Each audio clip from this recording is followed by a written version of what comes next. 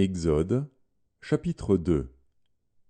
Un homme de la maison de Lévi avait pris pour femme une fille de Lévi. Cette femme devint enceinte et enfanta un fils. Elle vit qu'il était beau, et elle le cacha pendant 3 mois. Ne pouvant plus le cacher, elle prit une caisse de jonc qu'elle enduisit de bitume et de poix. Elle y mit l'enfant, et le déposa parmi les roseaux, sur le bord du fleuve. La sœur de l'enfant se tint à quelque distance pour savoir ce qui lui arriverait. La fille de Pharaon descendit au fleuve pour se baigner, et ses compagnes se promenèrent le long du fleuve. Elle aperçut la caisse au milieu des roseaux, et elle envoya sa servante pour la prendre. Elle l'ouvrit et vit l'enfant. C'était un petit garçon qui pleurait.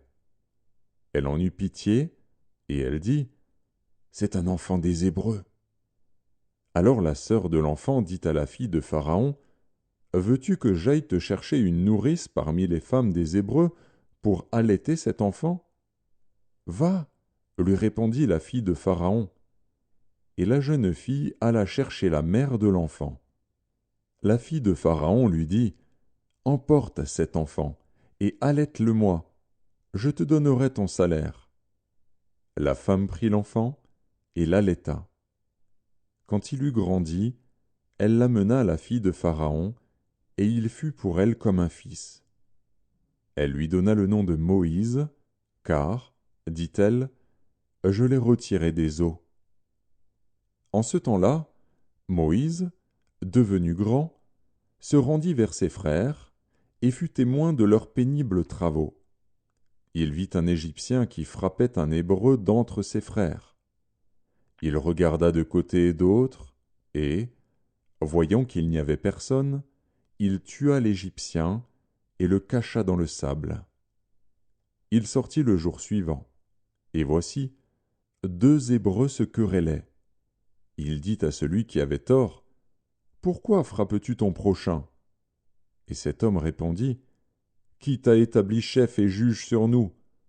Penses-tu me tuer, comme tu as tué l'Égyptien ? » Moïse eut peur, et dit : « Certainement la chose est connue. » Pharaon apprit ce qui s'était passé, et il cherchait à faire mourir Moïse. Mais Moïse s'enfuit de devant Pharaon, et il se retira dans le pays de Madian, où il s'arrêta près d'un puits. Le sacrificateur de Madian avait 7 filles. Elles vinrent puiser de l'eau, et elles remplirent les auges pour abreuver le troupeau de leur père. Les bergers arrivèrent et les chassèrent. Alors Moïse se leva, prit leur défense, et fit boire leur troupeau.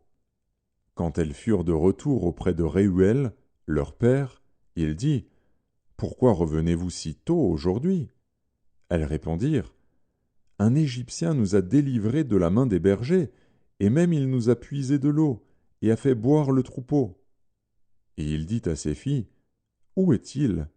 Pourquoi avez-vous laissé cet homme ?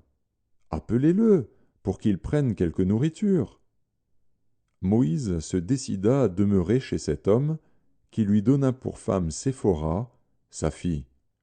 Elle enfanta un fils, qu'il appela du nom de Guershom, car, dit-il, j'habite un pays étranger.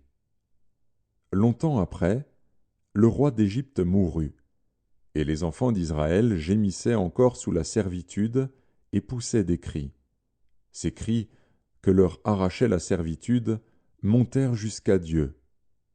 Dieu entendit leurs gémissements et se souvint de son alliance avec Abraham, Isaac et Jacob. Dieu regarda les enfants d'Israël, et il en eut compassion.